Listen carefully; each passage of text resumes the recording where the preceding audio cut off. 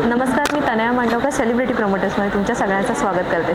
सौभाग्यवती वृंदा मोहन ही नवी मालिका आपल्या सगळ्यांच्या भेटीस येत आहे आणि त्यातीलच वृंदा म्हणजे आपली सगळ्यांची लाडकी स्वाती आज आपल्यासोबत आहे. तर चला आता तिच्याशीच आपण गप्पा मारूया. सगळ्यात पहिले स्वाती कशी आहेस? मी एकदम छान. कशी वाटते? एकदम सुंदर. खुश आहे. खुश आहेस? बरं, नवीन मालिका येते, काय एक्साइटमेंट आहे, काय नवीन आम्हाला पाहायला मिळणार आहे तर तूच सांग आम्हाला. एक्साइटमेंट लेवल तर तुम्हाला कळतच असेल, कारण माझा पहिला लीड शो आहे हा. मी काय फील करते मी हे शब्दात खरंच नाही मांडू शकत, कारण खूप जेवढी मी खुश आहे तेवढीच मी खूप नर्वस पण आहे, कारण पहिला शो, खूप जबाबदारी, खूप एक्सपेक्टेशन्स आहेत. माझ्याकडनं एवढे एक्सपेक्टेशन्स आहेत तर बाकीच्यांचं तर काही विचारूच नका, त्यामुळे थोडी नर्वस पण आहे. बरं, तुझ्या कॅरेक्टरबद्दल काय सांगशील? काय वृंदा नक्की आम्हाला घेऊन येणार आहे किंवा काय आम्हाला पाहायला मिळेल? मी खूप शॉर्टमध्ये सांगू, वृंदा मोहन म्हणजे तुझ्या सत्यवान सावित्री. तुम्हाला वृंदाचं वर्णन हवं आहे ना, तर ती एक्झॅक्टली सावित्रीसारखी आहे. सावित्री जशी सत्यवानासाठी अम्माकडे गेली होती, त्याच्याशी भांडली आणि घेऊन आली आहे त्याला परत, तसं वृंदासुद्धा मोहनसाठी कोणाशीही भांडू शकते आणि कुठूनही मोहनला परत घेऊन येऊ शकते. बरं, नवीन तू आत्ता जस्ट बोललीस की बरेचसे मी असे साईड कॅरेक्टर केले, पण आता एक नवीन जबाबदारी आली आहे तुझ्याकडे, एक लीड करतेस. तर जेव्हा हे कॅरेक्टर तुझ्याकडे आले तेव्हा तुझी थॉट प्रोसेस काय होती? पहिलं तर प्रोसेसच झाला नाही, कारण आपण इतके लुक टेस्ट देत असतो, इतके ऑडिशन्स देत असतो, फायनल होतं, लुक टेस्ट होतात आणि कुठेतरी जाऊन ते थांबतं की चॅनल नाही म्हणालं, प्रोडक्शन नाही म्हणालं, असं नेहमी.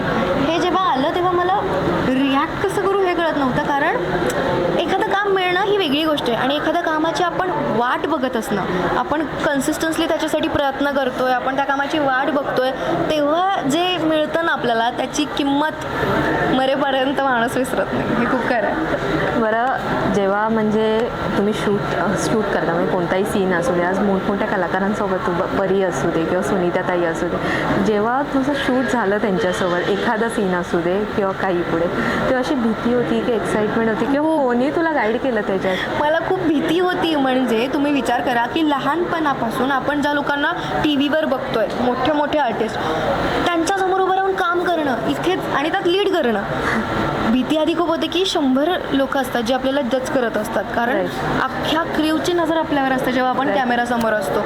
खूप भीती वाटत होती, पण टचवूड मी इतकी ब्लेस्ड आहे. मला इतके चांगले सहकलाकार लाभलेत, तेवढे सिनियर्स आहेत, त्यांच्याकडे एवढा अनुभव आहे, तरी ते मला चुकलं की समजावतात, मी चुकले की मला समजून घेतात, मला काय सुधारणा करायला पाहिजे, माझं काय चांगलं आहे, माझं काय चुकतं आहे, हे सगळं ते व्यवस्थित बसून समजून सांगतात. एवढं कोणी नाही करत अगं. इवन मी ब्लेस्ड फील करते की अजय सर मला डिरेक्ट करतात, केवढी मोठ्या लोकांना डिरेक्ट केलं आहे त्यांनी.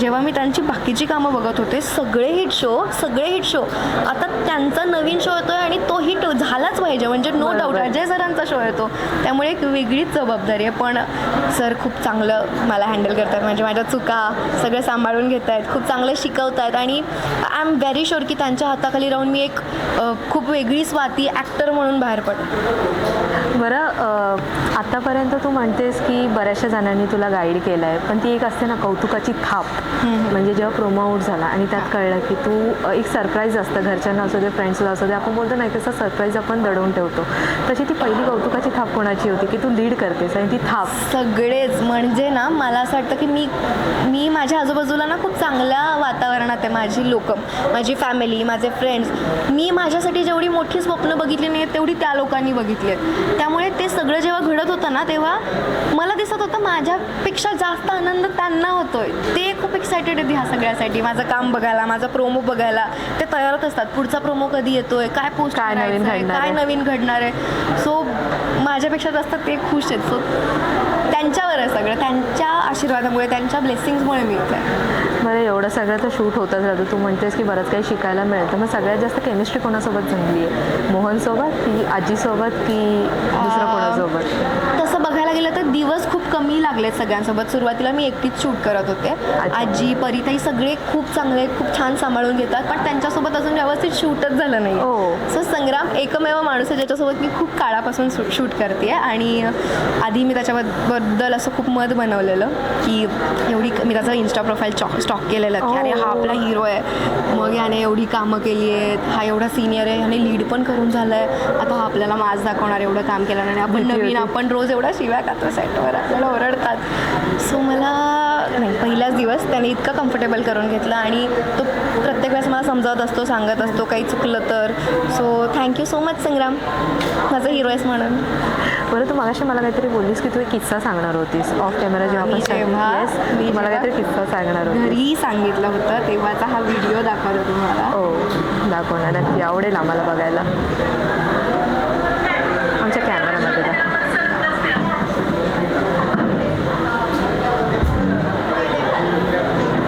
मी प्रोमो झाला तुला दाखवते. एक असं कॅमेरामध्ये दाखव. असं मी त्यांना सांगितलं की Okay. नमस्कार, हो,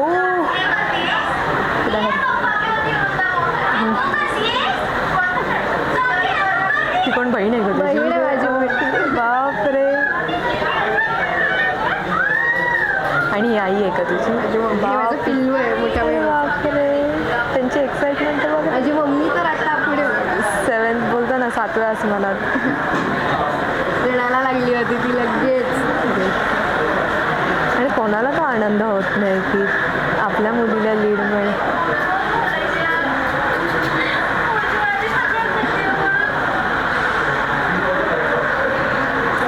आई ग. माझी मम्मी म्हणत होते, ती म्हणाली आता व्हिडिओ की मी रोज देवाकडे हीच प्रार्थना करत होते. आणि शूट कोणी केलंय? माझा मित्र आला होता घरी. अच्छा, म्हणजे तू सांगणार होतीस तेव्हा तुझा मित्र आला होता. सो किती छान. इमोशनल मुवमेंट होता. त्या तुला पण एकदम असं वरून आलं होतं असं. ठीक आहे, आता जास्त वेळ नाही घेत हा. तुझा, आपण भेटतच राहू, Yes. गप्पा मारतच राहू. फक्त जाता जाता आमच्या प्रेक्षकांना काय सांगशील? एवढंच सांगेन, रोज रात्री 9:15 वाजता सौभाग्यवती वृंदा मोहन पाहायला विसरायचं नाहीये. थँक्यू. थँक्यू. थँक्यू.